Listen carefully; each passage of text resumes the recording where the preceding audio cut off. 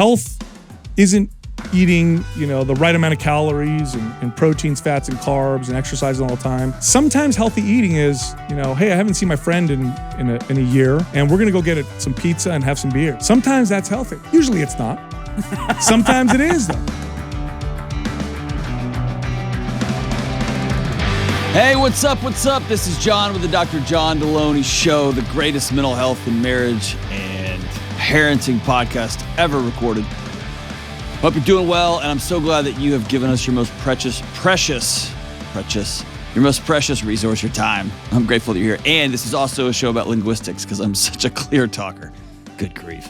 Hey, don't forget to leave your 5-star reviews and share these episodes with folks that you think would benefit from them. And if you will subscribe, it just helps kick this sucker up into the algorithms, and it helps more people that would otherwise not know about the show. It helps them to see the show. So thank you so much. It's a way you can just support us and help other people out in your communities without having to pay for anything. Y'all are having to pay for everything these days, and so this is a good way to help out with very little effort. All right, so today's show, it's a different show. In fact, it's a show we've never done before. And I need to tell you, it's one of the most impactful hour and a halves I've ever spent with somebody. I went to San Jose, California to be on the Mind Pump show with Sal Di Stefano and gang. And we ended up going, I think, about an hour over on their podcast, and it ended up being a great episode for their crew. But I stayed and recorded an episode of the Dr. John Delony Show with Sal in their studio. And so I need you to know this. I talked about things publicly that I've never spoken about to somebody other than my wife, including my challenges with disordered eating and body dysmorphia and some of the struggles. I've been lifting weights for 30 years, and some of the struggles I've had trying to navigate fitness and what does working out look like and exercise. So Sal is a master. The whole gang is at making exercise simple. And him and his team, the Mind Pump crew, have made it their mission to go after the fitness industry, the nonsense. They're all been personal trainers for decades. They have been coaches for decades. They train coaches, and they are just extraordinary human beings. And so, buckle up. This is a long interview, and I'm not even going to wrap it up at the end. So when the interview's over, the show will be over because I don't want to waste your time.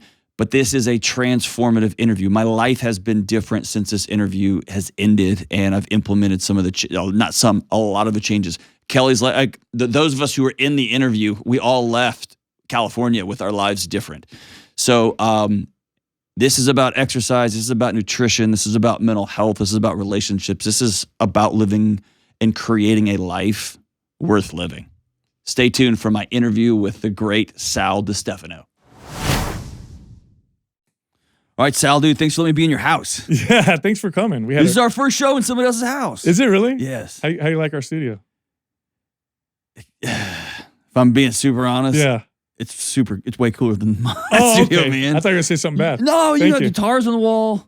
You have, dude, this is rad. Thank you. We just put it together to make it look more visual. It's legit, man. Appreciate it. And thank y'all for your hospitality. Appreciate it. Whenever we meet folks, you always wonder, like, are they going to be cool? Yeah. Super hospitable, man. I'm super grateful. Thank you. Okay, so we're going to talk about a couple of things that are a big deal to me personally. Okay. And if the listeners are in on it, that's cool. Okay. So I want to talk about your new book. It's been out for a year, The Resistance Training Revolution. We were having a conversation about it on the airplane, and just the folks that travel with me were like, what? Right? And the second is you've been working with trainers for years. Mm-hmm. And so we talked about earlier, getting behind like the meal plan and the weight loss. Why are people struggling the way they're struggling? Yeah. Right. And so let me start off this way. What happened? What happened to the fitness and the diet? Like, what happened? Because the more I'm learning, the simpler it's getting. But I consider myself somebody who's up on the science, knows what I'm talking about.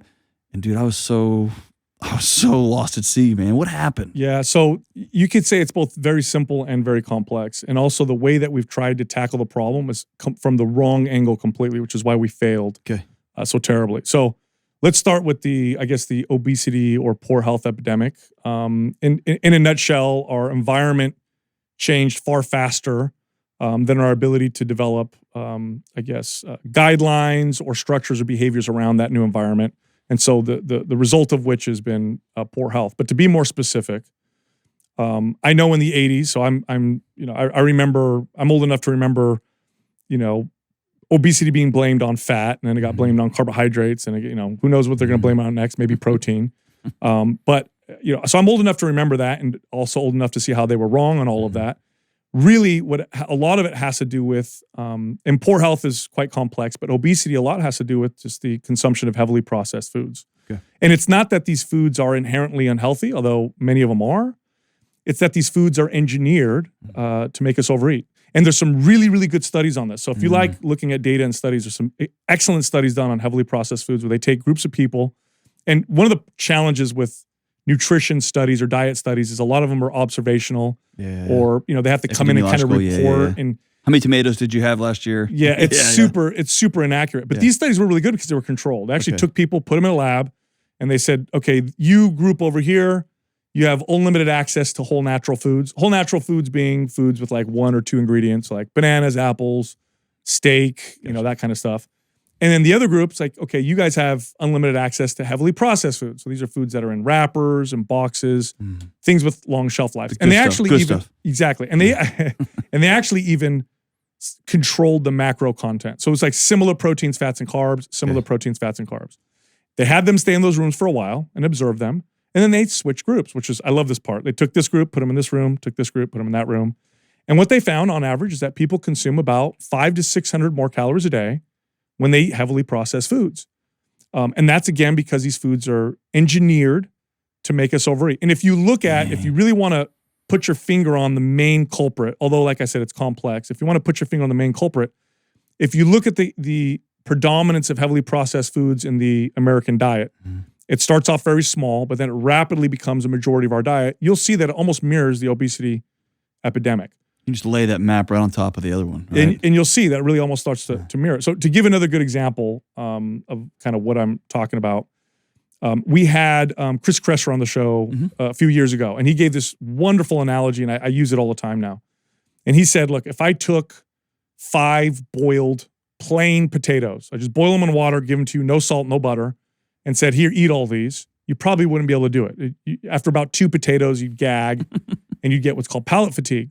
But if I gave you a large family-sized bag of Lay's potato chips, which contains roughly 4 to 5 potatoes, you could probably eat them all. I could crush it. That's right. Yeah. And so what's happened is all the research and development that's gone into heavily processed foods, the vast majority of it goes into understanding and hacking how to get us to eat more of these foods. It sells more product, but what it's done is it's hijacked our systems of satiety. And so there's this belief that humans are eating machines. If you just put food in front of us, we'll just eat until we die. That's not really true. We do have satiety that kicks in. We do get palate fatigue, right? We've all experienced this. You eat dinner, you're full. I can't eat anymore. Then they bring out dessert. All of a sudden, you feel like you can. My kids call it my dessert stomach is doing great right now. Right. So and this is a very interesting phenomenon. We have this, so we can actually. So our bodies will tell us to stop eating because evolutionarily speaking, it was bad to overeat, just like now, just like it was back then. And there's lots of reasons, right? You could have overate, poor digestion, you would have died. Geez, you got diarrhea 1,000 years ago. That was it. That might have been your life, right? Yeah. But again, these foods have hijacked those. And so when you eat a lot of these foods, I mean, you can apply discipline. You could try to no, I'm not going to eat anymore. But it's almost a losing, it is a losing battle. It really is. How do we get from that to blaming the consumer? Oh, because the consumer does, I mean, I do have some responsibility in not eating those chips. And at the same time, man, I'm fighting a whole bunch of scientists who have like engineered it to make me not want to be. I am not blaming the producers because they're a market and they're just giving us more of what we want. Okay. And they're just filling a gap. And markets are really good at that. Okay.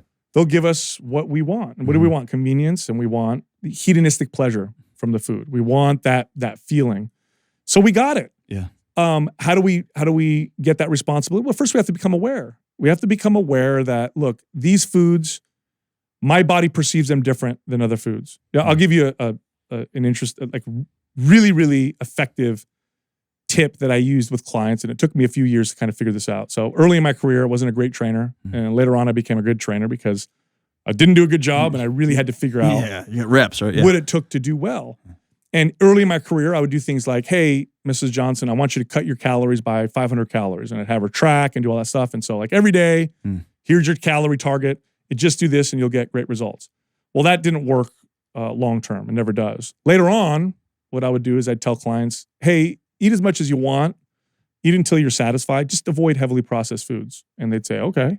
And they would get the same results as if they cut the 500 calories. And it was, again, because our bodies will eat more or less what's appropriate when we remove those types of foods out of our diet. And that's just one piece. And there's a lot more that goes into this. Our approach towards weight loss has been all wrong, both mechanistically, but the big issue is that we tend to view humans as like robots. You plug in the numbers and you'll get the result. And I did this as a trainer. Oh, you want to lose weight? Here's your meal plan. Here's your workout. Just follow this and you're going to be totally fine. As though weight loss is solely due to a lack of correct information. It doesn't just work data, that. right? Yeah, okay. I mean, food alone, gosh.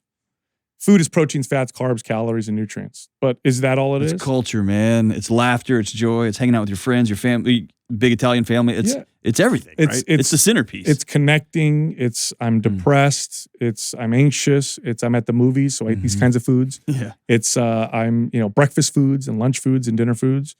So to try to simplify diet all the way down to eat this, don't eat that, here's your calories is really ignoring how we really value food and what it means to us. And it's this huge part of who we are, and it's a big part of our behaviors.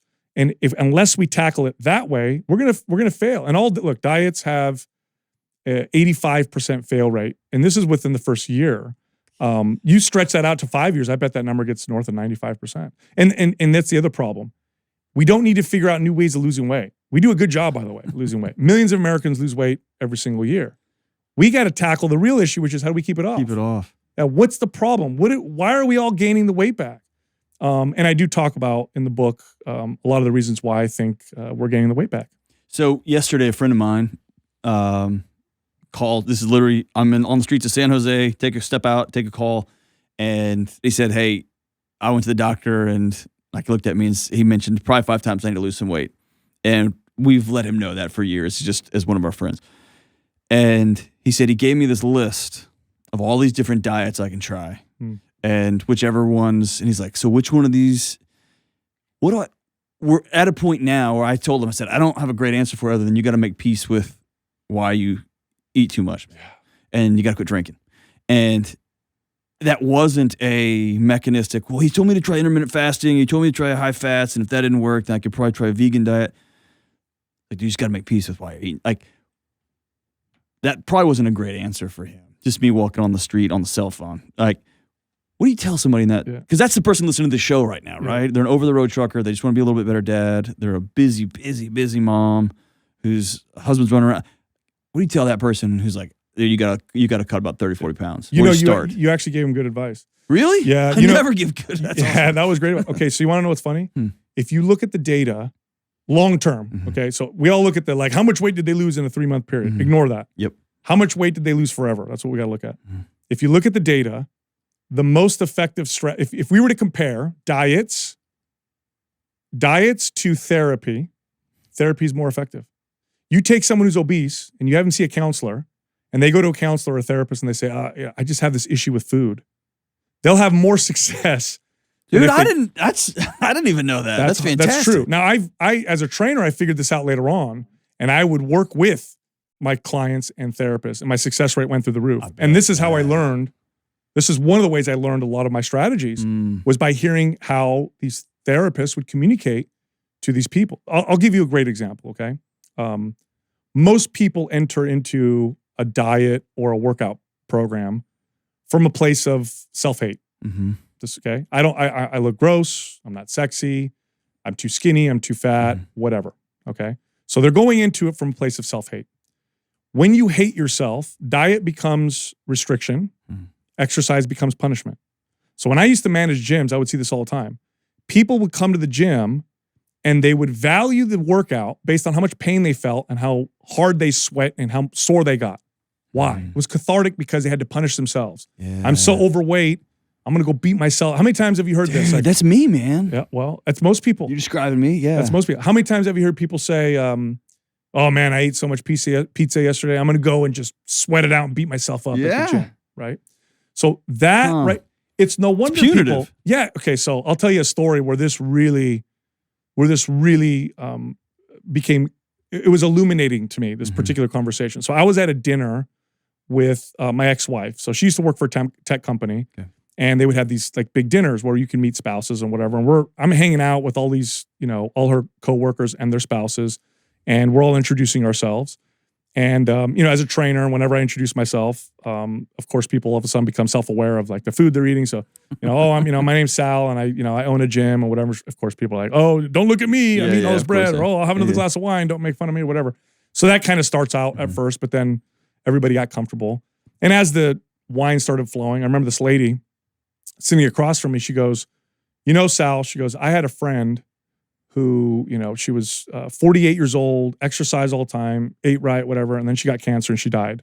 And so I just said, you know what? I'm just going to enjoy my life. I'm just going to enjoy my life, and I'm going to eat everything and drink and just, forget exercise. And I sat there really quiet, and, I empathized with her, and I sat there and it hit me. And I said, what a strange thing to say, that, because we know this is a fact. If you eat right and you exercise, the quality of your life improves dramatically. There's almost nothing that won't improve if you're healthier. That you're a better parent, better employee, innovate better, more productive, everything, right? I said, gosh, she said she just wants to enjoy her life, so she's not going to do those things. And I've heard that so many times. I thought, how can that be? Oh, I know. Exercise is a punishment and diet is restriction. They go into it with this self-hate. I hate myself. They divide themselves into two different people. The child that needs to be tyrannized. Don't do that. Don't do this. You're gross, whatever. And eventually you leave because why? You rebel. I don't want to do this anymore. This sucks. I don't want to punish myself. I don't want to restrict myself. I'm a grown-up. I can do whatever I want. Yeah. By the way, this is why when people go off a diet, they don't go and have one cookie.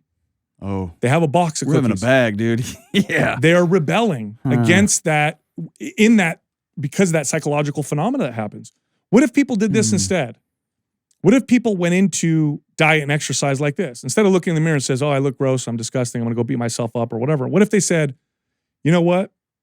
I haven't been taking care of myself, and I deserve to be taken care of, just like anybody else. You know what I'm going to start doing?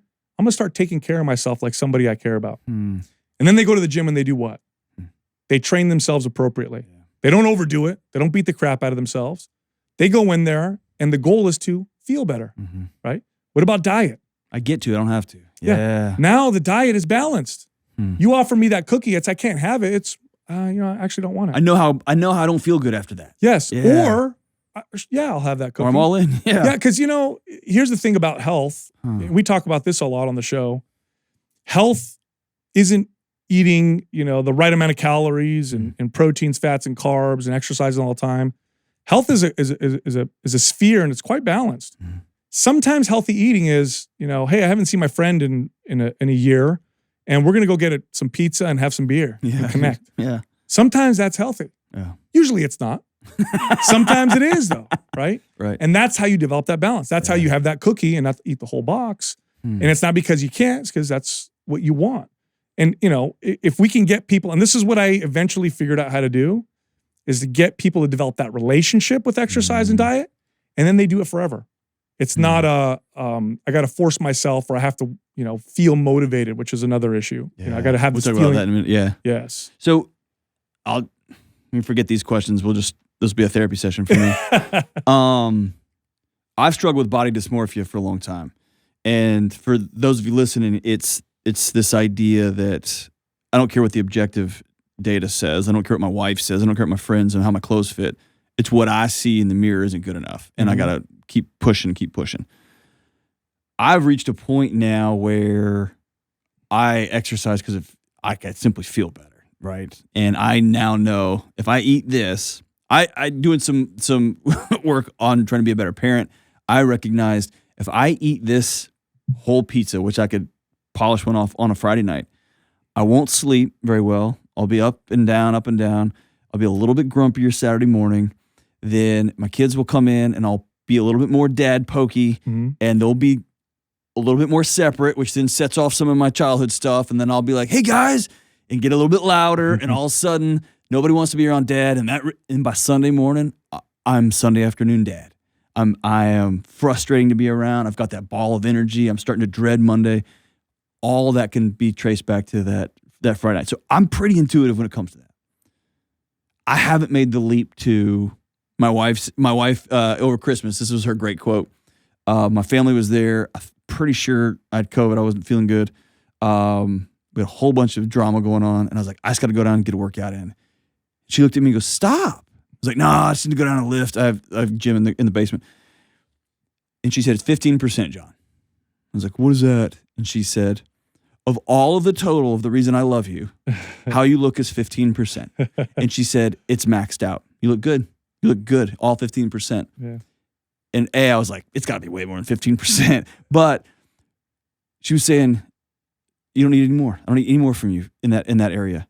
But for me, I haven't made that leap yet. So I feel like the bar moves on me, right? Yeah. I lose 10 pounds. Cool. I need a 10 pound more. Or I need to get a little bit bigger, a little bit smaller. How do you stop the bar? Because I feel like I'm on a treadmill that I can't get off of. Yeah, it's a process, and it's definitely a journey. You're going to learn that lesson one way or another. So what I mean by that is, man. Well, everybody gets older. Yeah. If you look at celebrities, these Hollywood celebrities, you can Can't see, let it go. You can see the ones that are so connected, their identity is so much about their youth and their appearance, that you can see that they are very distorted and they're unhealthy. And we see this in the health and fitness space quite a bit. And we talked about this earlier when you were on our show. My space has got more eating disorders and body dysmorphia than almost any other space. So you'll figure it out. But I think the key is you're a father. Okay. We take care of our kids better than we take care of ourselves. All day. Okay. So I do that to myself. And by the way, I started working out because of body dysmorphia. And I probably still struggle with it from time to time as well. And I got to remind myself, am I taking care of myself like I would take care of my son or my daughter? And then that's the answer. That's the right answer. Even if I don't want to do it, that'll usually point me in the right direction because I take care of my kids, like I said, better. And as a trainer, by the way, I was a better trainer for my clients than I was all day. Yeah. For myself as I'm well. a way better counselor for other people than for myself. Totally. Right. Yeah. So there's that. The other part is if you do this long enough, fitness, one of the things I love about fitness is that it's this really unassuming vehicle of personal growth. It's unassuming because nobody goes into it thinking, I'm going to do this personal growth thing and become this better person. Everybody's like, I want to lose weight and look better. I want to look sexy. I want to look good in a bikini, right? But if you follow it long enough, what do you learn? Acceptance. Like, at some point, I accepted as a kid, I ain't going to look like Arnold Schwarzenegger. It's not going to happen. I don't got the genetics. It ain't going to happen. But I still do it, right? Or I'm getting older. I'm not as strong as I used to be. I still do it anyway, right? So there's that acceptance. There's the, I suck. I suck at stuff. Like the first time you do a squat, you're not going to be good at it. Right. How do you get good at it? You keep doing it. You practice. Pull-ups, yeah. So you learn that, right? Yeah. You go through this is what I got to do to look a particular way. And then you start to go, well, this is what I got to do to feel a particular way. And then you go, wait, there's more to health than just exercise and diet. Maybe I got to look at this meditative practice or spirituality or all these different things. So you start to figure it out so long as you appreciate the journey. So if you appreciate the journey, I've gone through periods of my life that were really challenging. Years ago this was like back to back. It was like in a 2-year period. I had a family member, very close family member that lost a struggle with cancer. And it was a long battle. And I was very close to them. And then shortly after I went through a divorce. Now, during that whole period of time, the exercise for me was not about hitting PRs. It was not about looking better. I went in there because I needed it. I needed to disconnect from some of that stuff, focus on me for a second, feel better for a bit, keep myself healthy enough so I could deal with these other things, right? So it's that journey process. Like, why do you value the exercise? Is it because it makes you look good? Well, eventually you're going to learn that you're going to have to let go of that. Runs out of gas, yeah. Eventually you just do it because you enjoy the process. And if you do that, well, then you'll never really stop. Yeah. But it is a process. I don't know how long that process, probably lifelong. But I bet how long have you been working out now? My whole life, yeah. Yeah, so I bet 20, 30 years. your body image stuff is probably better now than it was 20 years ago. Absolutely. And just hearing that makes me want to approach this. Anytime I read or hear objective wisdom or data and it conflicts with what I'm feeling, my feelings are what needs to change usually, right? And so this is a good place to be curious about it. So the next time I feel less than, just to ask, what is it? What is my body trying to protect me from? Why is it announcing that we don't look good? We need to cover. My wife always gets on to me because I like to wear a shirt at the pool. She's like, why? It's like, I don't know. Since I was a little kid. Yeah. And so that was one of her requests for our anniversary trip. She's like, will you just take your shirt off at a pool, at a public pool? Like, you know what I mean?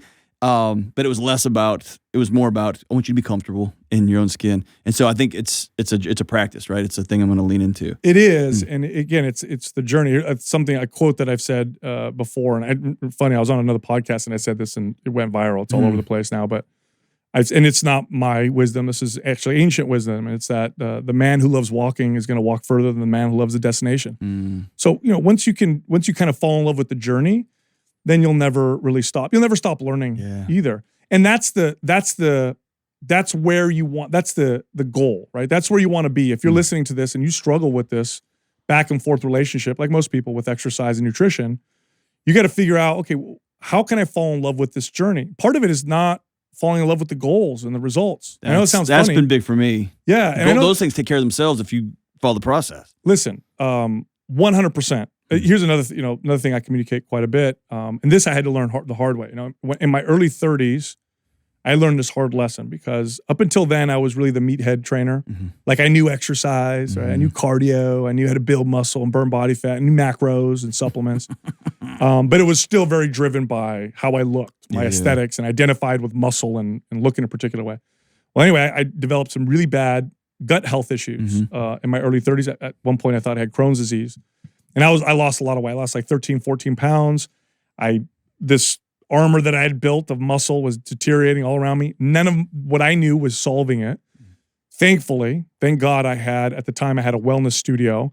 And at least I had the wherewithal to know that there was value in other practices. So in my studio, I had a gut health expert, I had a hormone specialist, I had a functional medicine practitioner, massage therapist, meditative specialist, acupuncturist, and they were all in my place, right? Even though it wasn't for me, I could see the value in my clients. Well, anyway, here I was, couldn't figure this out, I'm losing weight. I looked terrible, so this was really bad for me, right? And I sat down with a few of them and I said, that's it, I give up. I'll do whatever you guys tell me. I can't, nothing I'm doing is helping. I don't know what the heck's going on. And so they said, okay, here's what we're going to do. And I followed their advice and I had to not look in the mirror in order to follow their advice. So I didn't pay attention to the reflection in the mirror, didn't look at the numbers on the bar when I was working out. And really my goal became my health. How do I feel? How's my digestion? How's my energy? How's my sleep? And that's what I focused on. And I did this it was about a year through this process. And then I was at a pool party with some friends. And we're at the pool hanging out. And I got up to go to the bathroom. And I walked into the bathroom and there was like 3 mirrors that were reflecting off each other. So I don't know if this ever happened to you, but I saw a reflection of myself from an angle that I didn't recognize. So in a split second, I saw myself objectively. It was a really weird feeling, right? So I saw this reflection, then I realized it was me. But in that split second, I objectively, without body image issues, without any of that stuff, saw myself. And I said, oh my God. And I looked in the mirror, I said, I look better than I've ever looked. I said, holy cow, who would have thought chasing health would have produced this aesthetic look? And that's when I realized, if you chase health, you're going to get the aesthetics that you're looking for, a great deal of it. If you chase the aesthetics, you'll eventually lose your health and you'll lose the aesthetics as well. Hey, Delony here, and I've got a word from our sponsor from BetterHelp. I've been on the giving and receiving end of therapy for years. When I was spinning out like a decade ago with wild anxiety, I had a moment, that light bulb moment that I knew I had to do something different. I knew I had to change something, probably a lot of somethings, right? But I found myself without the tools for taking the next step. And when you're facing problems or challenges in life, it's way too easy to get stuck in that anxious spiral of doom. I've been there. But when you learn how to stop that cycle and start taking ownership of your life, that's when you're free. And that's what therapy can help you do. It gives you the tools you need to do the problem solving in your own life. And that's why I love BetterHelp. BetterHelp is online therapy that offers video, phone, and even live chat sessions with your therapist. It's more affordable than in-person therapy. Plus, you can be matched with a therapist in under 48 hours. If you're ready to get the tools that you need to deal with the curveballs life's throwing at you, therapy can help. Visit betterhelp.com/Delony to get 10% off your first month. That's betterhelp.com/Delony. Have we gotten too obsessed as a culture with goals? Yeah. Like in my old world, in the university setting, like you used to earn a master's degree on the way to a PhD, and all those were was like somebody handing you a cup of water on a marathon. Yeah. Like you're a lifetime scholar, and we're just gonna pause and recognize, look how far you've come, and you got the rest of your life to do this. Now they become destinations, right? I'm gonna go get this certification so that I can tell the world, look how much I know, look how many classes I sat through, and I feel like everything's about a goal here and a goal here and a goal here as a place to start, instead of saying, no, what if sleeping better was your goal, or what about having a better marriage was your goal? And if you pull that thread long enough, you probably should work out. You should move your body, right? Yeah. What's that phenomenon? There's a term for it where you would see this in athletes. Like they train their whole life to compete in the Olympics. Yeah, then they get to the Olympics, they win gold, and then they get depressed. Oh, they fall off the map. Yeah. Because their identity was that. Yeah. That's what happens with a lot of people. You'll see people lose the 30 pounds. I'm here. Uh-oh. Yeah. What do I do now? Like this is, I don't know if I could do this. I don't enjoy this.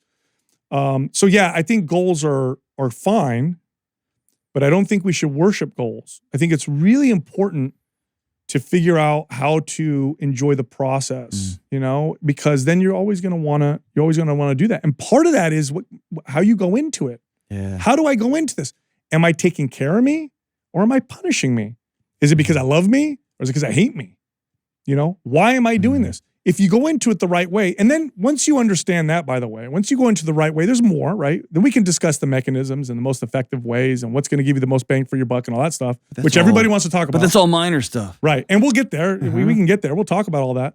But you got to go into it the right way. If you go into it the right way, then the stuff I can talk about, the mechanisms that work and that help, then they become very effective. I mean, the parallels with dealing with your marriage or with mental health is the exact same. It's the same. Like if you go into a disagreement with my wife to win, we've both lost, right? Or if I go in to show her where she needs, we both lost. If I go in like trying to help this relationship, it's a totally different proposition, right? Absolutely. It's 100% the same thing. And I found so much value in working with clients who had therapists. Yeah. And, I guess my saving grace was I cared so much about helping my clients that I was able to question my own methods when they weren't successful. So at least it dissolved that part of my ego where I'd say, okay, this isn't working.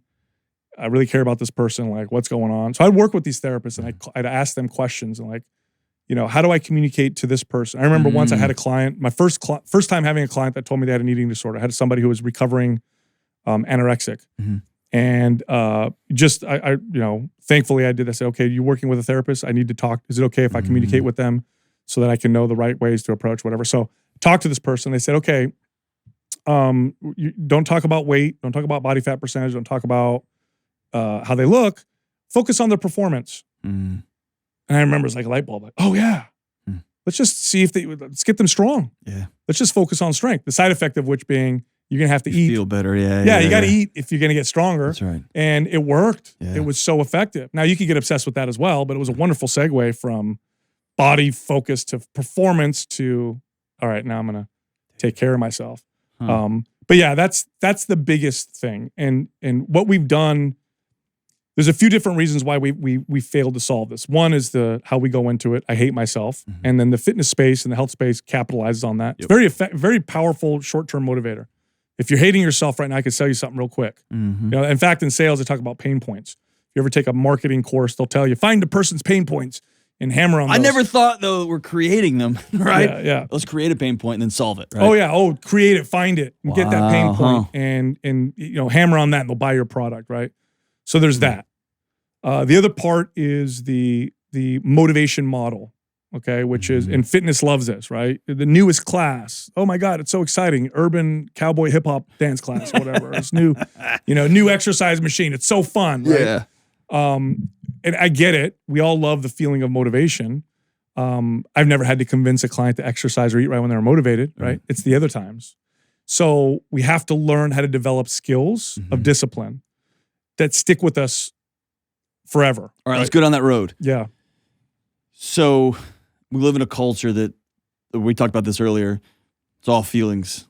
What do you feel? Yeah. What do you feel like? What do you feel like? If you don't feel like it, if you feel like you need a raise, you should go demand it, right? And if you feel like you don't want to pay back your student loans, you should just write a letter to the Congress. Like, it's all about feelings.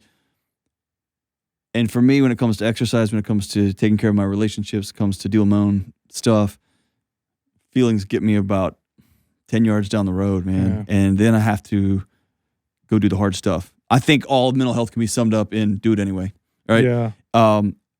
Talk to me about the difference between motivation and discipline, and how you cultivate discipline. Motivation's a feeling, and we all go through periods of motivation, but we all go through periods without motivation. So if you rely on motivation, you're going to eventually fail when that's gone. Okay, so like 100%. Yeah, marriage, parenting, all of it. Yeah, when you don't feel like it, if you haven't developed a way to do it anyway, then it's not going to happen when that feeling's gone. And that's true for all things, but especially, and I see that in fitness. Obviously, I saw that all the time with fitness. So, and I like to give people measurable, like step-by-step things. And this simplifies it, but again, it's more challenging the way I'm going to make it sound. But I would tell clients, I'd say, look, here's what we're going to do. Let's start with one step that we can take that is challenging, because it's got to have meaning. If there's no challenge, it doesn't mean anything to you. But also realistic in this context, forever. Not 30 days, 60 days, 90 days until I lose the 30 pounds. But I want you to be honest. You have to be honest with yourself. Is this a step I can take now that I think, it's still challenging, but I think I feel pretty confident that I can maintain for the rest of my life? Okay? That means through the times where you're not motivated, when you're tired, whatever. Okay? Start there. And I don't care what that step is. It could be the smallest. I mean, I had a client once. The first step was to read one page out of a nutrition book once a week. That was the first. That's where we settled. Okay. We settled there. So that's the starting point. So I don't care what it is. I'm going to drink a glass of water extra every day, or I'm going to walk for 5 minutes after breakfast, or I'm going to go to the gym once a week. Whatever it is, challenging but realistic forever. Start there. Do that. When you do that and it feels like a behavior, it feels like something that you just do now, then start over. What's the next step I could take that is challenging yet realistic forever? And continue that process. And what will end up happening through that process is you end up developing confidence, and you'll develop the skill of discipline. And now here's what it looks like for people, just because I like to paint this out for people. I used to like doing this for clients because it would make me look like a wizard, like I could tell the future. But this is what it's going to look like for you. That first step's going to be very small. And there's going to be a period of time between that and the next step. But between each step, the time tends to get shorter, and each step tends to get bigger. It's just generally what happens. The first step is really small. The next one tends to be a little bit bigger. I'm going to read a page. I'm going to read 10 pages. I'm going to read a chapter. I'm going to read a book a week. Yes. And it gets larger and larger and more consistent. And over time, you develop this skill of discipline and these behaviors that stick with you largely forever. I had a client once. I love talking about her. I know she's heard. I'm guaranteed she's heard me talk about her. So, and I'll change her name a little bit because just in case. But I used to train at one point. I had a lot of doctors that were clients of mine. I used to have my wellness studio was next to a hospital, and I trained one doctor, and then they started referring doctors to me, and then they would start to send me patients. And I had one lady that I trained, wonderful general surgeon, and she said, "Hey, I got this patient, and I really want her to see you. She really doesn't want to work out, but she's recovering from cancer, and I know she'll benefit from this. So I'm working on her." Well, anyway, one day she finally walks in. So in comes Kelly, and she's got this look on her face like she didn't want to be there. Introduce myself to her, and she says, "Before we get started, I'm only going to work out once a week with you. I'm not doing anything on my own, and we're not going to touch my diet." And I said, "Okay, no problem. That's where we're going to start." Now I knew at this point I was an experienced, much wiser trainer. Early trainer me would have totally screwed up on this. But I knew if I did a good job with that once a week, it was only a matter of time before she would want to do more stuff on her own. And sure enough, that's what happened. For 1 year, I trained Kelly once a week. for 1 year. Now, in that year, she definitely built some strength. We definitely saw improvements in mobility. Her posture got a little bit better. She got a little bit less pain because she had some chronic pain due to some movement issues. So she saw some stuff. And I made sure to make the workout super enjoyable for her. So she was a professor. So she would come in very intellectual. So we used to have these wonderful, stimulating conversations when she would come in.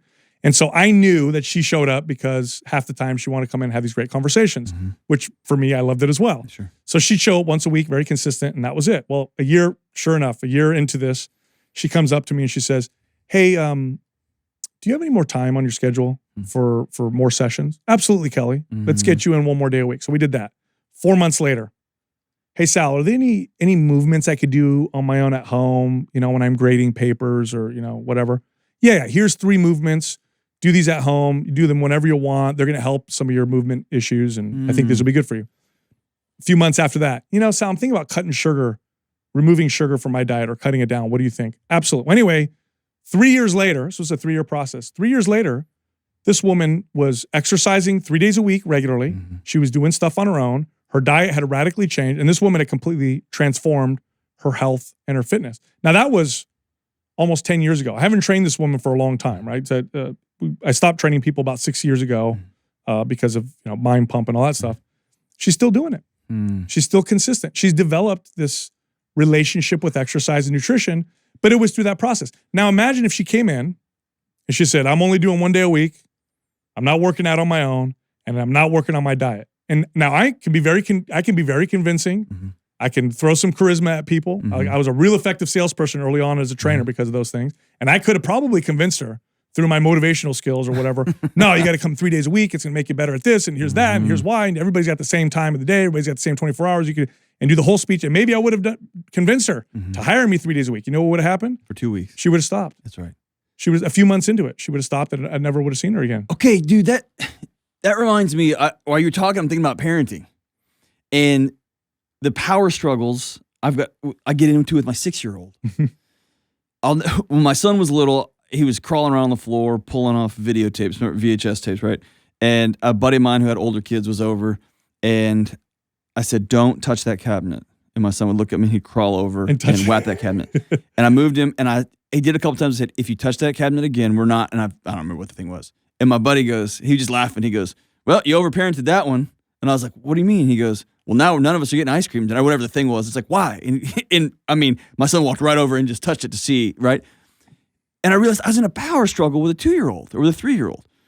And it's taking wisdom on this side when my daughter's like wearing an Elsa dress somewhere, like we're going like to a baseball game. It's 500 degrees. I'm wearing this Elsa dress. Is this the moment for me to get into a power struggle, right? Is this, right? That took a lot of wisdom. Where did you get that wisdom to sit down with somebody that you knew, like if you worked out 3 days a week and changed all of your, like I know the answers that will help you, but that's not the answer that's going to help you. Like there's an answer, there was a question beneath that question. Yeah. And for a year you earned her trust, and for a year you kept showing up in her life on her terms, and it was a long game that has changed her life forever. How do you teach somebody how to pick those battles? Because that's about wisdom, man. You know what I mean? Yeah. You had the answers. I screwed up a lot.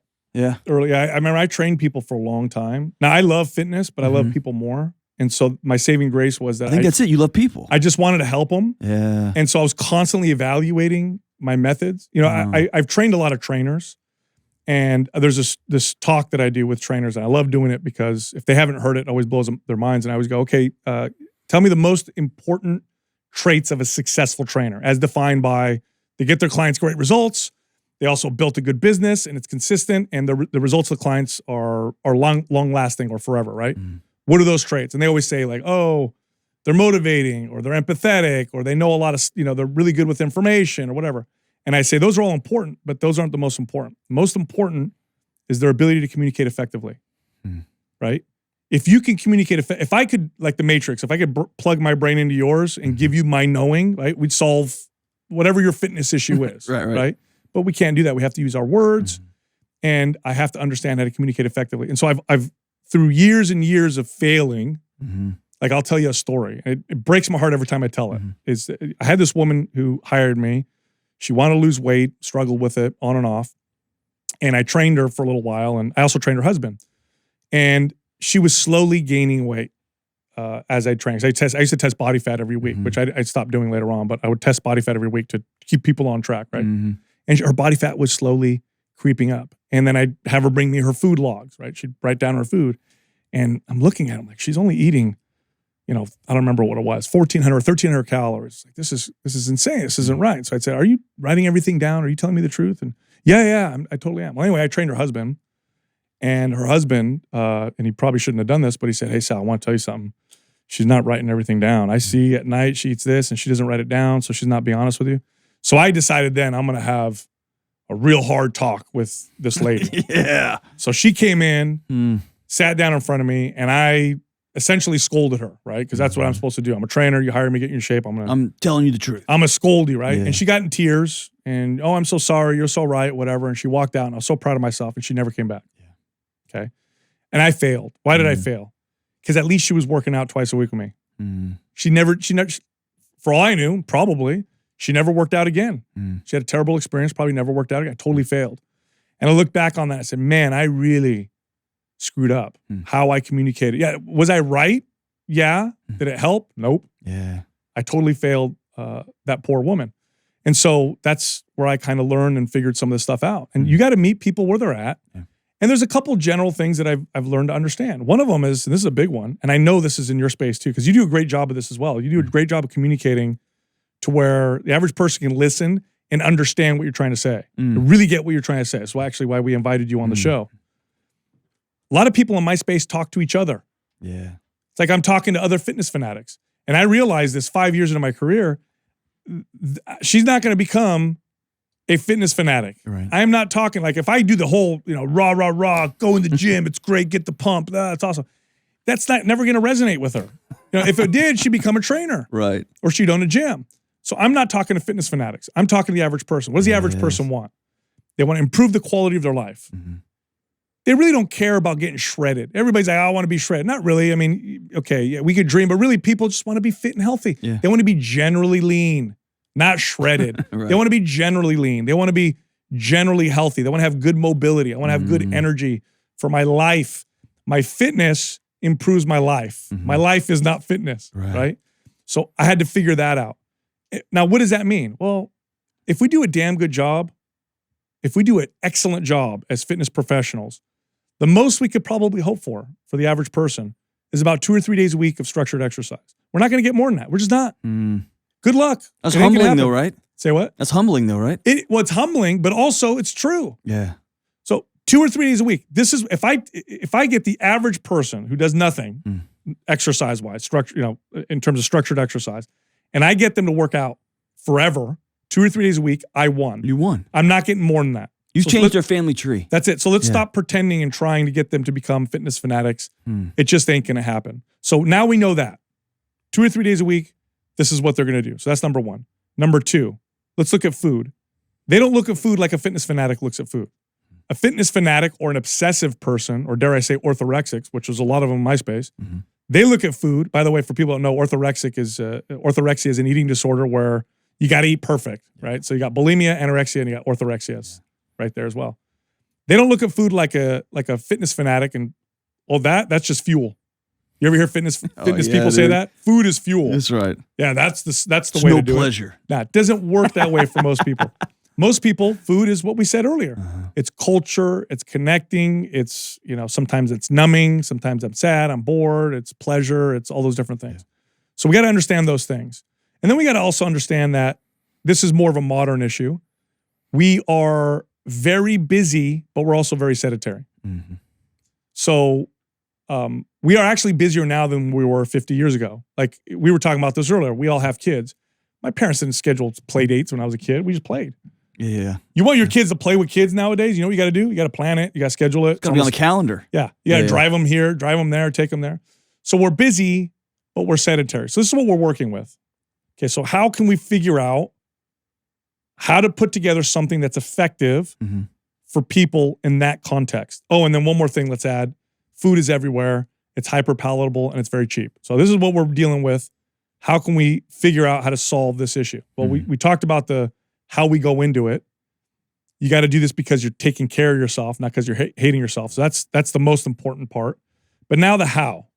Well, if you're only going to work out 2 days a week or so consistently, let's pick the form of exercise that's going to be the most effective for you long term. The form of exercise that's going to help you stay lean, keep chronic disease away. In other words, what requires the least amount of time that's going to give you the most payback, biggest payback. So we'll start there for a second, if that's okay. When you look at the weight loss model, it's clearly go buy a pair of running shoes and run 5 miles a day. No, actually, let's talk about that for a second. When you look at the weight loss model, this is a fact, right? In order to lose weight, you got to take in less calories than you burn. It's a law of thermodynamics, or burn more calories than you take in. So that's true. Now, the problem is what we've done is we've taken that burn calories side of the equation, and we've valued exercise based off of how much calories we burn while we do it. Because since you got to burn more calories, let's pick the form of exercise that burns the most calories. And that is logical. It sounds logical. The problem is it ignores the most important factors of exercise, which is, how does this get my body to adapt? And then what do those adaptations mean? That's more important than how many calories I burn while I do this exercise. Right. In fact, how many calories you burn while you exercise is that's way down the total. It doesn't mean very much at all. Let's look at the adaptations. Okay, so what kind of adaptations do we want in our bodies? Well, if we're only working out 2 days a week, forget the calorie burn. That's not important, even if we worked out 6 days a week, by the way. What adaptations do we want? Well, we're surrounded by food. We don't move much. What adaptations could we induce in our bodies that will protect us the most? Build muscle, by far. Building muscle, or the process, even just the process of building muscle, or the sending that signal to your body to build muscle, teaches my body to burn more calories on its own. I develop a faster metabolism. Now, why is that important? Well, now I can eat more and maintain a leaner body fat. I can eat more and get away with more. And I know you're friends with my good friend Lane Norton. He talks about this all the time. When calories are appropriate, sugar, fat, the types of things that we tend to demonize, they don't matter as much. Right. You can actually have a high sugar diet if your calories are appropriate. All the dangers that come from sugar, a lot of them, most of them, kind of go away. Now, that's not to say that you won't feel crappy, sure, or your appetite, your fluctuations in appetite aren't going to be up and down, or your mood, right? But that's all important. Yeah. But calories make a big difference. So if we can get your metabolism to speed up, we can negate a lot of those other issues. Building muscle does that. Building muscle also organizes your hormones in a way that are more youthful. I use the word youthful because that sells it better. But really what does it mean is it means men are going to have higher testosterone. Women are going to have a more balanced estrogen and progesterone profile. You're going to see better growth hormone. Cortisol is much more appropriate. Now, why does strength training or resistance training do that? Because when I tell my body to build muscle, in order to do so, my body has to organize my hormones in a way to do so. And it just so happens that the hormone profile that builds muscle is the same one that you had when you were in your 20s or your teens. I have a hypothesis. Tell me if I'm wrong. And there's 100% chance I could be wrong here. If I think through infertility, all the different testosterone issues we have, the various cancers that are considered reproductive cancer, is there a possibility that just global hormone disruption has been because about 100 years ago, we just quit carrying heavy things? That's a big part of it. I'm sure there's more. It's probably multifaceted. At least that's what the research is, a big area for me that I really look into. So there's probably more. There's definitely a lot of factors. However, strength training directly, it's the only form of exercise that will directly increase testosterone and increase androgen receptor density. These are the receptors that testosterone attaches to. There was a study they did, I think over the last 10 years. I want to say it's only been maybe 10 years old, maybe less, where they tested the grip strength of college-aged males. College-aged males today have the grip strength of 65-year-olds in 1983, I think it is. To show you how much weaker. And it was, what was it? Maybe it was a T. Somebody was mentioning the other day that grip strength ends up being one of the longevity markers. It's one of the best single metrics that can predict all-cause mortality. There's almost nothing more effective. That's wild. Yeah. Grip strength. Yeah, I mean, obviously, if you want the best picture, you look at multiple metrics. But if you had to pick one, grip strength is actually a pretty damn good one. And that's one of those causal, but it ends up, you can catch yourself when you're falling, things like that. But also it usually means I'm doing other things, right, that require grip, right? Yeah, it shows that you're weaker, mobility's worse, hormones probably reflect that as well, and then lack of movement and weakness contributes to lots of other things. You talked about cancer. Strength training reduces your cancer risk by 25%. There's no other single form of exercise that'll do that. Now, getting healthier in general reduces your cancer risk, but just building muscle will reduce your cancer risk by about 25%. Just building muscle will improve your insulin sensitivity better than almost anything else. Also, they have studies on the severely obese. They don't even have them lose weight. It doesn't make them build a little bit of muscle. And their insulin sensitivity improves quite measurably. And that's because muscle is it's one of the ways we store glycogen, which is where, what we turn carbohydrates into. It's also a very insulin sensitive tissue. So you build muscle and you get this great response with insulin. Everybody right now is talking about insulin and its role in mitochondrial health and longevity and all that stuff. And we know that, blood sugar issues and insulin and prediabetes is just, this is a massive, massive issue. Build a little bit of muscle. So the complaint, I don't want to look like Arnold. Yeah. Like, you won't. My favorite dude, I had one of my close buddies. I mean, one of the skinniest guys I've ever known in college. Yeah. And I got the Arnold Bible. You remember that it was like 3 inches thick? Are you kidding me? I have it. Oh, you probably got it here? Oh, God, I have it somewhere. It's all taped up. It's like my favorite book. Yeah. And I'll never forget his favorite quote, his famous quote. I'm not going to do that. I don't want to get that big. Yeah. And we all looked at it like, dude, there's no chance. But that's the most common thing. Like, I don't want to lift weights. Yeah. That would be it's quicker. It's easier. It's faster. I don't have to go to the gym as much. It's not the beating up your body like running. I don't get that big, man. Yeah. Okay, so that would be like me saying, I don't want to read any books on astrophysics because I don't want to be Stephen Hawking's. So I'm not going to do Einstein. It. I'll just or I don't want to swim. I don't want to be Michael Phelps. That's just how silly it is. But okay, so let me break it down so that people. That's the number one when I talk to women about strength training. You're right. Is either A, I don't feel comfortable getting crushed under a squat bar. And 2, I don't look like Arnold Schwarzenegger. Let's address that first one. I don't look like Arnold Schwarzenegger. Let's address that first one, by the way. I have, what shocked me so much, one of the things that shocked me the most, in a good way, of training female clients was the confidence that they built from getting stronger, specifically because of what you said. Getting under something heavy and lifting it and being stronger. Yes. And as a man, I never really understood this, but I got it. I had one of my female clients explain this to me once. I had this woman that I trained, very successful CFO, tech, executive, very smart woman. And she was very petite, and we did strength training. And she came back from a business trip. And as she was telling me, she got emotional. She says, I got to tell you something, Sal. She goes, this craziest thing happened to me. And I'm like waiting for this crazy story. And she said, I put my bag in the overhead, compartment on the plane by myself. And she says, I always have to ask a man or somebody to help me. She goes, you know how empowering that is? Yeah. I thought, wow, that's amazing. So lifting heavy things and doing it successfully is a very empowering feeling to anybody who does it. But if you're a woman watching, yes, it's challenging, but if you do it right, first of all, it's very safe and it's a great feeling. All right, let's talk about the muscle thing. First off, let's talk about genetic abilities to build muscle. So I'm not going to use muscle because I'm going to use height because that's much more of an obvious, more visible one.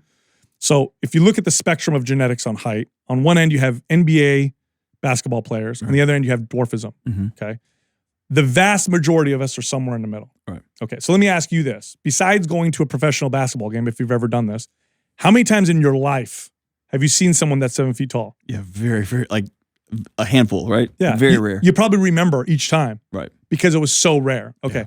The types of genetics required to build muscles like Arnold Schwarzenegger or a pro bodybuilder or that female bodybuilder that looks so crazy or whatever, that is about as rare as that. Okay, so it feels like it's everywhere because it's in media, right? It's a distorted idea of what how. Just like if you lived in the NBA, you'd think, oh my God, I'm 6'5", I'm so short or whatever, right? So it's not true. By the way, if you had those genetics, you would know. And no, it's not like I get a little thicker when I work out. No. You would be a freak. You would be the biggest, strongest person you know all the time. All the time. Even if you don't work out. Yeah. Okay, so first off, that's number one. That's not you. You're way over here somewhere in the middle. Number 2, they also enhance themselves with anabolic steroids. Right. Okay, but even with that, I'll tell you something right now. I could take all the anabolic steroids and growth hormone in the world. I'll never look like Arnold Schwarzenegger because they just don't have his genetics. All right. You could take those pro bodybuilders, take them off drugs, and they'll still be far more muscular than I would ever look. Yeah. Training. What's they say about Lance Armstrong? They're like, yes, and he's still a better cyclist than you. He's still faster than you. Don't worry about that, Yeah. okay? And also, you're not going to work out and then wake up tomorrow and be like, oh my God, I went too far. I built too much muscle. I'm too big. Yeah. Yeah. It's not going to happen. What'll Okay. end up happening is if you dedicate yourself, even if you train 5 days a week and hardcore strength training, you're going to get a very sculpted, shapely, fast metabolism physique. That's what you're going to get. Yeah. For most people, no, you're going to feel tighter when you touch yourself, and you're going to get leaner easier as a result. Also, Your muscle clothes fit better. Yeah, and also muscle is dense. It takes up a little bit more than 3/4 of the space of body fat. In other words, if you gain 10 pounds of muscle, lost 10 pounds of fat, you would lose almost 1/4 of your size. Just to show you the difference in weight and in density. And I say that because when I say build muscle to someone who's really, really interested in losing weight, they don't want to add anything on the scale. That's right. But the scale just measures mass. I mean, you can cut your leg off and lose 30 pounds, and that's not the kind of weight. I used to have this trainer that worked for me. I've talked about her before on the show too. She was this female trainer, and she was this real petite. I think she was like 5'1". Anyway, when I would have a potential member that was a woman who would say something like, I don't want to build too much muscle, I'd say, okay, here's what I'm going to do. I'm going to bring in one of my female trainers, and if you could guess her body weight within 15 pounds, I'll give you a 6-month membership for free. What do you say? And they say, okay, let's do this. So I'd call her in, I'd make an announcement, attention staff, so-and-so, come to my office. In would walk in my female trainer, about 5'1", and she was lean, right, very fit, small. I'd say, how much do you think she weighs? And they'd be like, 90 pounds, 110 pounds, 115 pounds. I get her on the scale, and, I think she was 138 pounds. And it would blow people's minds. And I'd say, she's got a lot of muscle. She's just very, very lean.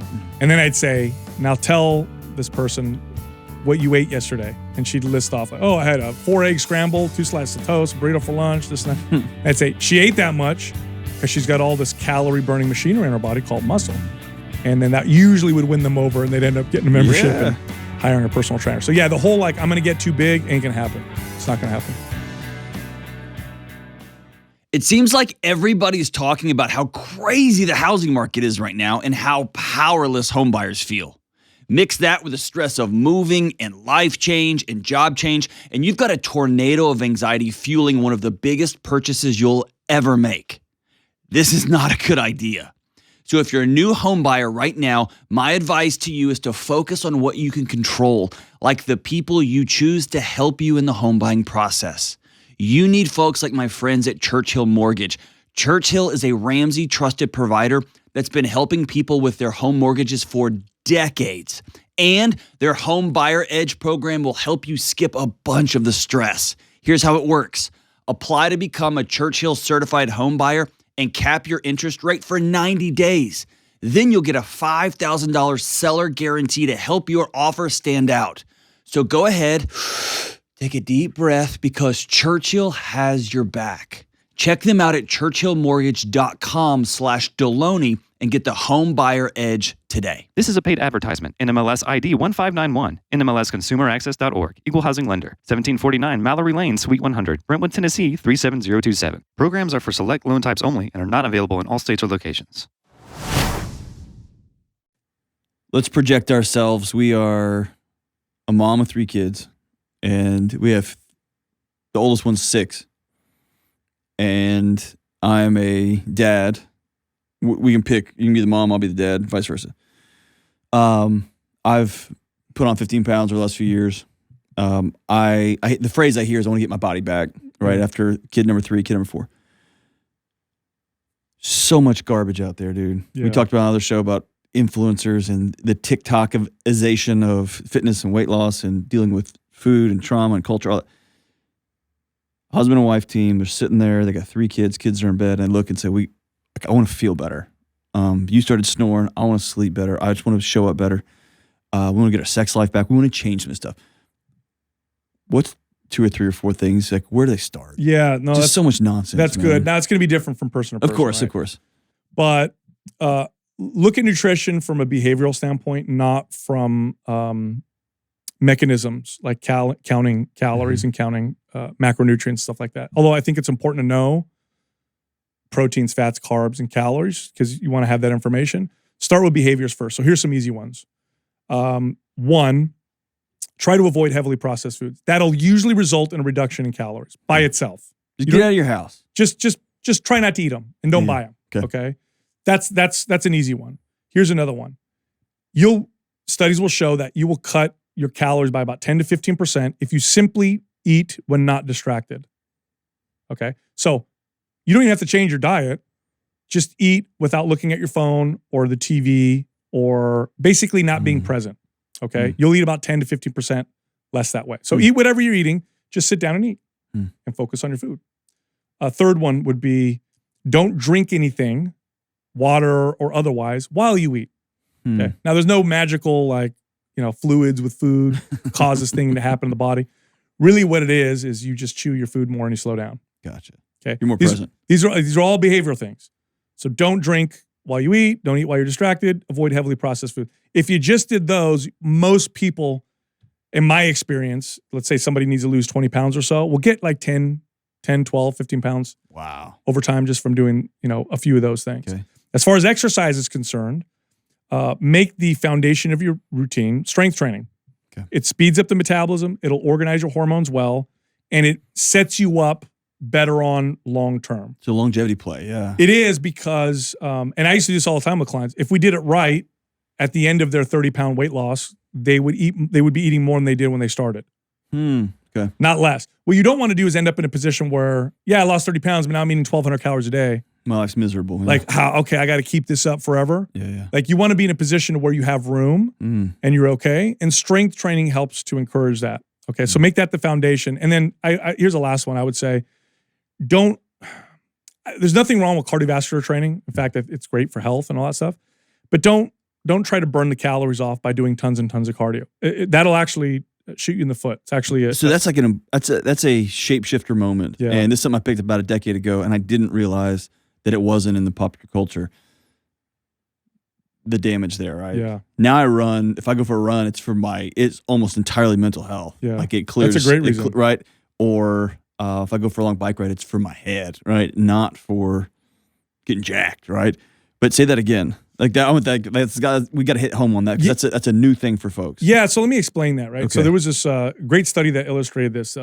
Scientists went and studied the Hadza tribe, which is a modern hunter-gatherer tribe. So they live presumably the way that we all lived thousands of years ago. Mm-hmm. So they don't have modern technology.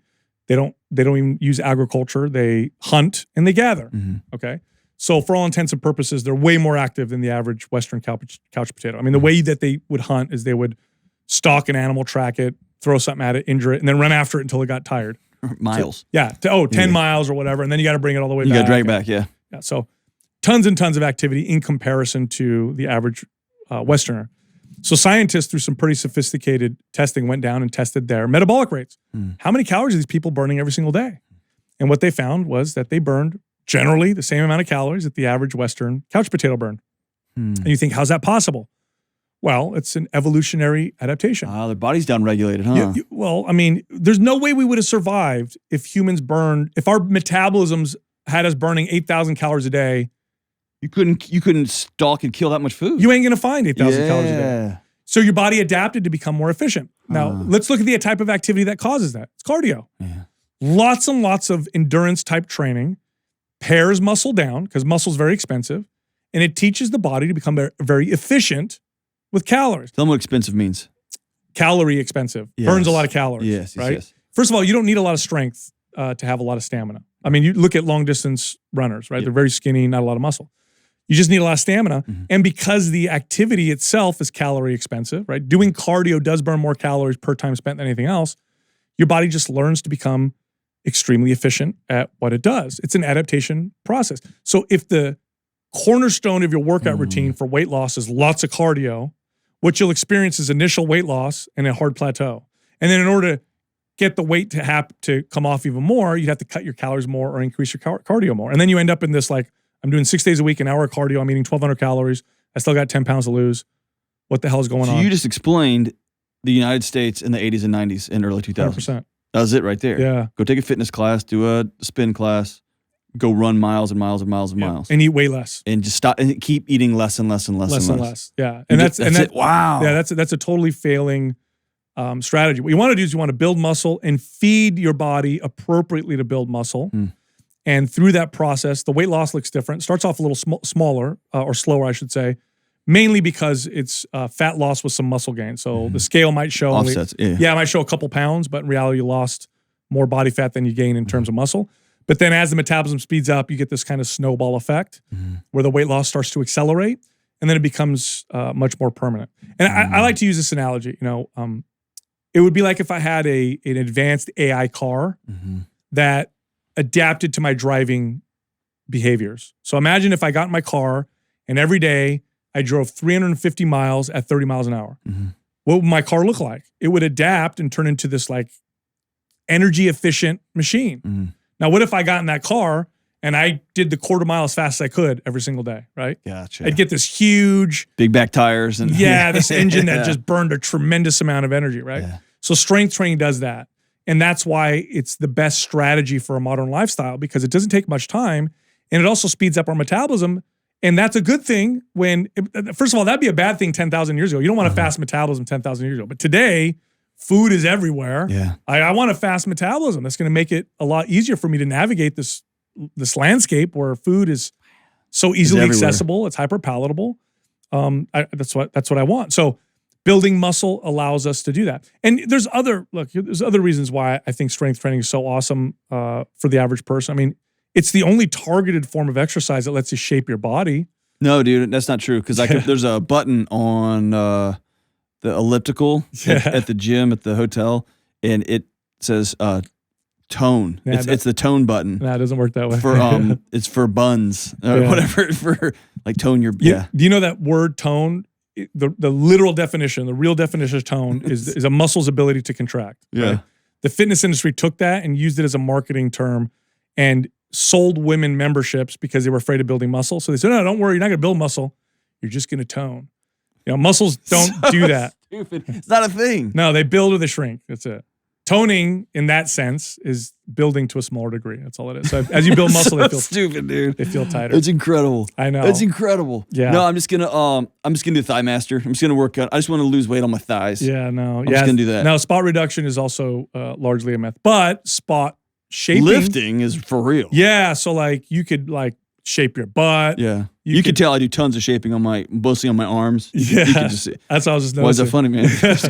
You can shape your shoulders and your back and your posture and you can build your body and create this kind of more shapely looking physique through strength training. It's also very individualizable. It's the primary form of exercise for rehab for a reason. I could do strength training with anybody. Yeah. I can't do running with everybody. I can't do swimming with everybody. But I can use resistance in a way to build. By the way, resistance training, the way that what I'm talking about is using resistance in a targeted way to build strength and muscle. That can be any resistance. So I want people to know, I want to be very clear. Yes, that includes weights. It also includes machines. It also includes resistance bands. It includes body weight. And so all those arguments about which one, that's just major into the minors, right? That's just like just shut up and do push-ups or go do something. Yes, and it has to be appropriate. Oh, right. Yeah, so if I train someone that does nothing, no exercise, no strength training, very little is needed to induce any types of adaptations. Gotcha. If I'm training, a top level athlete, well, it's going to be a lot more to get their body to improve any further. And I want to say that because one of the biggest mistakes people make with all exercise is they think the harder and the more sweat and the more sore they get, the better. That's actually, not only is it false, it's the opposite. But that feeds into that earlier thing you were saying, because man, my head's been spinning since if you genuinely dislike what you see in the mirror, and working out is a self-flagellation, like I'm punishing myself for looking like this, then the only way to work out is to be sore. It's to hurt. That's the only metric, is if you're sore the next day, you did it right. Yeah, you know what I mean? And to perceive it as a punishment. But as a good, like a punishment that, I mean, that's been a hard toggle for me, is working out to where you can work out again tomorrow and then work out again the next day. And then to see the the gains with the Z has been so much greater, right? Yeah. After not trying to just Here, I'm going to blow people's minds right now. Soreness means you went too hard. It's not a good thing. Okay. Totally disagree. You're wrong. Yeah. That's incredible. Okay, if you got sore, first of all, if you're a little sore, that's fine. Yeah. If you're really sore, you worked out wrong. And working out wrong means you're going to get results slower. Okay. Not faster. It's almost like slower. Is it physiological or is it slower because you're going to go not as hard the next Both. time because you're sore? Both. Okay. Physiological. So it would be like, here's what I mean by physiological. If I get a sunburn, am I going to tan faster? No. No, I'm going to tan slower because now I got to wait for my body to heal. Yeah. And I'm not going back out in the sun anymore. And I got to go, and then I got to start the process over, right? So okay. Here's a good rule of thumb. You should have more energy at the end of your workout than you do in the beginning. You should leave your workout feeling better. Yeah. Not worse. Yeah. I remember when I pieced this together with my clients. I used to, as a trainer early on, clients would, if they canceled, there was a lot of reasons why people cancel the workouts, but often they'd be something like, I'm really tired, I didn't get good sleep, my shoulder kind of hurts, I need to skip this workout. And that was common. As I got better and more effective, I would get these phone calls. Hey, Sal, I'm really tired. Do you have any time on your schedule for a workout? Or, my shoulder hurts. Do you think I could come see you so I can work on that a little bit? That's when I knew I was doing So let me tell you, this this crazy thing happened. And here I am, been lifting my entire life. So it's a big deal for me. One of the things I tell people all the time is don't ever plan to do nothing, right? When it comes to retirement, like I just want to retire. Yeah. I want to work 50 years so that I can do nothing for 7 and then die, right? All the metrics say the moment you start doing nothing, your life falls apart. But when it came to vacationing, that was me. I would run myself into the ground. I would never take vacations. And then I would stay up late packing the night before, and I didn't really want to go. I'm trying to answer emails. And then we would go. We'd get somewhere in the evening. I would be kind of burnt out, so we'd eat a little too much. I'd probably have an extra drink. Then I wouldn't sleep. Next morning, we'd have plans. Like, let's just sleep in. 3 days in, like, my wife does not want to talk to me, and I don't want to talk to her. I should read my book. We just got back from our 20th, and we did it different for the first time ever. It took 20 years to figure this out. We got where we were going. We went straight to the gym and just worked out, just exercised. We've been sitting in a car for 6 hours, and then the next morning we had a long hike up a mountain. I brought my ruck bag with me. We were mobile. Yeah. Dude, by day 3, I had settled into a rest that I didn't understand. I don't think I've ever experienced it.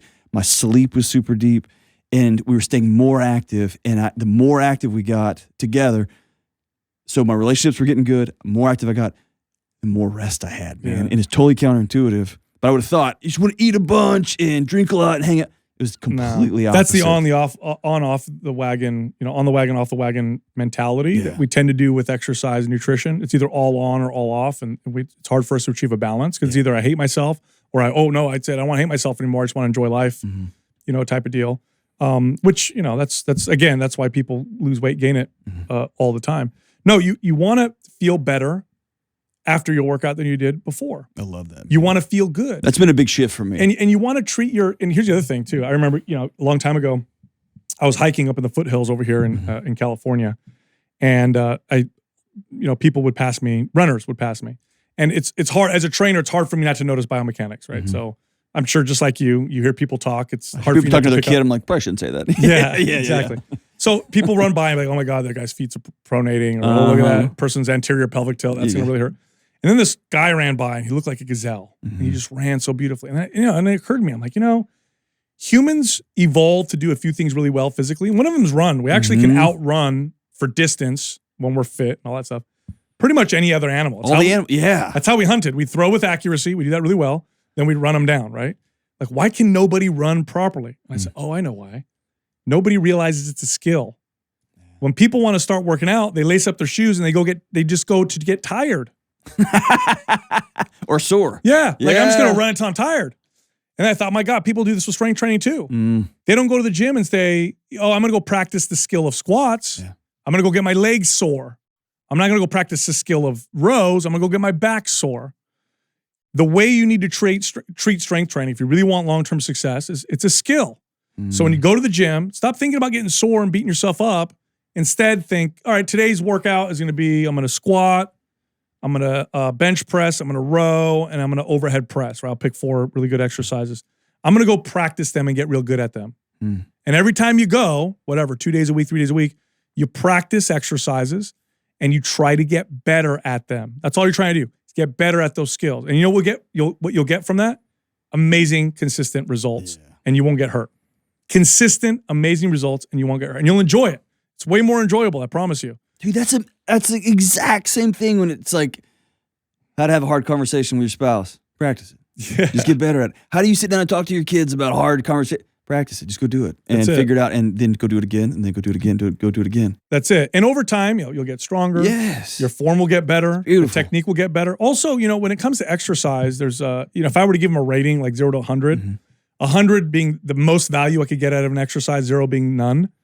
The better you perform the exercise, the better your skill is at that exercise, the more I'm going to derive from it. If I'm really good at squatting, got good control, good technique, good connection, I'm going to get great results out of it. If I don't have good skill and technique with it, I'm not going to get good results out of it, and I'll probably hurt myself. Yeah. So I want to feel better at the end of my workout, have good energy. I don't want to get sore, or if I do, maybe a little bit. I want to practice these exercises, and I want to focus on strength training. That's really the gist of it. Can you imagine if we treated other sports this way, by the way? Yeah, I mean, if people are like, I'm going to go play basketball, lose weight, and they just go as hard as they can so they get sore. Yeah, dude, ACLs flying all over the place. You wouldn't be playing basketball. No. So, I mean, and the truth is, you don't need exercise design when you work out that way. I don't care what you do. Do whatever you want. You're going to get the same results. You're just going to get sore and beat yourself up. Hey, what's up? Now that my new book, Own Your Past, Change Your Future, is out in the wild, we've been hearing reviews and feedback from readers, and wow, I'm so grateful. And one of the things I've been most excited about hearing is that this book is not just for people who are healing from terrible traumatic experience or other big scary things from their past. This book is for everyone in every walk of life. The single 30-year-old looking to sharpen their mind, the 25-year-old hoping to make new friends, the parent who's tired of seeing their kids' eyes glued to a screen, but who doesn't know how to re-enter their life. People coming out of abusive relationships, everyone. And this book isn't me talking at you. This book is me walking with you, because I've been there too. To better understand and improve your mental, relational, and emotional health, please check out Own Your Past, Change Your Future at johndelony.com today. That's johndelony.com today. Over the course of this conversation, you've talked about, I was this kind of trainer and then I was that kind of trainer. I think we've got a cultural illness where we have an inability to say the words, I was wrong. Yeah. And you've got you've been pretty humble about that, right? Pretty open about, I used to think this was the right way. Then I worked with people. I was not afraid to go get information from somebody else, ask some wisdom. How do I talk to this person here? What's the best way? Man, how do you coach people? Here's where I'm struggling. We were talking offline about Lane. Dude, I used to have spreadsheets. I'm a nerd, right? I had spreadsheets about what I had. I bought my own glucose monitor. I wanted to know what my body did when it was vegan, when it was raw. My wife used to come every month when we were doing our monthly budget, be like, "What are we this month? Are we keto? What are we doing?" Because I just wanted to track it and find it. Yeah. And then I had to have some time of grieving it to be like, no, it's just really just follow the macros and it's calories in, calories out. Just don't be stupid. And you, Delony, you can't control gummy bears, and so you just got to abstain. Just don't. That was hard for me, man. It was hard for me to say those words because I had spoke publicly about the keto diet and add more fat and cholesterol.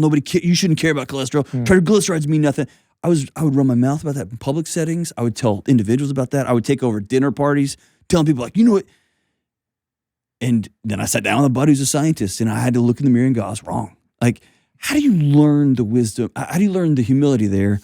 And then how do you change positions? You've been telling somebody, you need to be doing this. Yeah. No, you got to do something different. Yeah. If we could all learn that skill, I think the culture would shift. Oh, man, I wish I knew the easy answer for that. I'll tell you something that impacted me quite a bit years ago. I had this woman that I trained, and, I'll take a step back.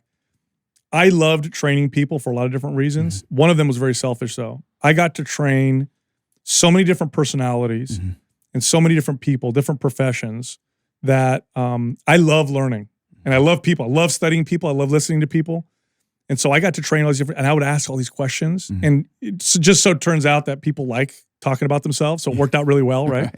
But I would ask all these questions, and I loved learning from all these different people that were so smart. I'd talk to surgeons about surgery and medicine, and I had clients that were psychologists, and I had clients that, were married for 60 years, and I asked them all these different questions. Well, anyway, I had this woman, and she blew me away because she was so balanced and well-versed on almost any topic. So we would debate or discuss a topic, And she had this ability to be able to argue both sides and understand both ends. And she was so good. And I asked her, I said, where did you learn this? Like, how do I figure this out? She said, well, she goes, try this. She goes, try to find people who have an opposing view from you, who are smart, and then be open-minded to having your mind changed, and then start a discussion with them and try not to be an asshole. And she said that because, if you get confrontational, people don't want to. It's over. Yeah. So she said, try to find these people and ask them honest questions and go ahead and discuss with them and debate with them, but do it in a way to where you're open. Okay. And I said, okay, I'm going to do that. So what I did is I went on Facebook and I signed up for all these different groups. I still do this. I still have all these different groups. This is, by the way, a great hack. You can sign up for groups of things that you want to learn, like neuroscience, and they will pick the best studies and break it down for you. You don't even have to do the work because you got a bunch of neuroscientists and students in there that'll do it. And you can read the comments and hear them debate. And I don't need to do any of the work. It's all in there, right? Yeah. So I would go to all these different groups and I would go in there genius. and I would start discussions with people. Well, why do you think this? And what's going on here? And I'd be open-minded. And I remember the first few times I got my mind changed, where I was like, man, I was wrong. And it was a great feeling. Yeah. It was better. It's a great feeling because I don't have to be, now I can be right, or now I'm closer to truth, right? So I think you have to have that attitude where being right, personally is not as important as finding the truth. Yes. Right. When my identity is in, I got to be right, then I got to go to the bottom of the ocean on that topic. If my identity is in loving well, or want to help people, or I want to get closer to the truth, man, then you welcome being wrong, right? Totally. And I had to learn this also because of my love for people. Because you know how many times my paradigm got shattered with clients? I can't imagine. Oh my God. Because there's so many when it comes to health and fitness, and I'm sure you see this too with mental health. There's so many individual variances. Like I remember once I had this client who, very smart man, anesthesiologist, loved him, Mike, good friend of mine still. And he did, smart guy, and he used to also donate his time. He'd do the Doctors Without Borders. So he'd go, across the world and, donate his services to help, children who, have certain issues, whatever. And he would go over and do this stuff. And he lived in this, it was like a 3-month period. He lived in this village that was largely vegan. Okay. So he lived there and he came back and I was asking about this trip or whatever. And he goes, you know what, man, I felt really good eating vegan. Now at the time, I'm like, look, studies show meat is nutrient dense. You need proteins, you need this, you need that. So it's like counter everything that I believe. And I'm like, no. I think it was other factors that made you feel good. You need all these nutrients. Humans evolved eating meat or whatever. And we went back and forth for a little while. And then I said, you know what, Sal, I was talking to myself. I said, stop being so arrogant. Like, if he feels better, let's see what happens. Right. So I did. I had him go vegan, and it turned out he had some intolerance, a lot of intolerances to animal products. And he just felt better. Now, that wasn't most of my clients, but that was him. Right. And it shattered my paradigm. I said, I got to start listening to people more than trying to always be right. And you just run into that all the time with individual variances. Oh, this is the truth. And this is the right thing. And then you got the one person, well, not for them. And so that really molded and shaped me, kind of who I am now. And it's still a journey. I mean, I know I'm still fall into that same, old pattern. But luckily, I've developed that habit, I think, of, I'll pause, or usually it's after a debate or argument. Usually it's later on after I think I did a good job, and I'll be at home and I'll be like, well, was I open-minded? Maybe I was being a little arrogant or hard-headed, There's that great Charlie Munger quote, and I'll butcher it, but you cannot publicly state an opinion until you can publicly state your opponent's opinion better than they can, right? Yep. And if you take the time to be that thoughtful, then we would all talk a little bit less. I guess I'm caught off guard by this one's bothering me. Usually I love when I find out I'm wrong. I always invite people on the show, man. If I say something psychologically inaccurate, call me on it, dude. I'll read it. This one's bothering me. And I think I just invested so much of my identity in being a countercultural diet guy. Yeah. And the systems that I think I made it an identity. In fact, saying it out loud, I know that's what I did. I made an identity, and then I had to die on the whatever hill that was. You know how they say, when you're at a dinner party, don't discuss politics and religion, right? Throw diet in there. 1,000%. Yeah, people identify strongly to their diet, some more than others. And some of it's haven't been politicized, which is very interesting. I've never seen diets be politicized, but you're starting to see that now. Dude. Yeah, everything's being politicized now. It's amazing. But people identify so strongly with their diets. Here's some general truths, and then there's a lot of variance. General truths: don't overeat. For the most part, whole natural foods are better. So I don't care if you're vegan or paleo or carnivore or whatever, Mediterranean. Whole natural foods. Don't overeat. And then here's the other one: I don't care what diet you're on or whatever. You can develop dysfunctional relationship with food, and it comes from things that have nothing to do with losing body fat or gaining weight. It's usually a way to cope, a way to numb, a way to distract. It's one of those things. This is why, like I said earlier, some of the best diet studies or success are people who just go to a therapist. Yeah. I had, so a close friend of mine asked recently, wait a minute. I used to always wonder about where you're going to have dinner. We're going to have food at home. Could that be why every time we go out, I order and then I always order way too much? And I was like, for sure, man. Oh, yeah. Like your body's remembering. Oh, yeah. Right? Oh, yeah. And so, but it's pulling that thread, right? Oh, and, absolutely. I mean, my family, you said this earlier, I'm the first generation American. And my family's from Sicily, very poor Sicilians. So my dad, very poor, 6 siblings and shared a room with all his siblings and all that stuff. And then my grandparents, forget about it. The stories they tell me is pretty crazy. So I was raised where they literally would put food in. I mean, if you didn't have food in your mouth, then there was something wrong constantly. But that was like an objective measure of we're going to be all right is our kids will never be hungry. Yes. Right. We will solve for that. Yes. And yes. like, well, bro, that was ingrained in me to the point where I was doing it to my own kids. Yeah. And I didn't become aware of it until later on. Yeah. Where you better finish everything. And this is what you're going to clean your plate. Yeah. And I was like, oh, wait a minute. What am I doing here? Yeah. To the point where I would like bribe them. If you finish that, I'll give you this. Oh, all day. Yeah. Oh, dude. Yeah. So, and I was like, this is my own thing I got raised with. So. Oh, man. Well, dude, your hospitality is just top notch and just meeting great people all over the country. I'm so grateful to meet you. Thank you. For your hospitality and your wisdom. Thanks for sharing it with us. And for real, thanks for being my therapist for a while. I needed to. I hadn't thought about some of this stuff ever, so it was good for this to come out organically. But I'm grateful for you, brother. Thank you so much. I appreciate it, man. Thanks for having me on. Thanks, John.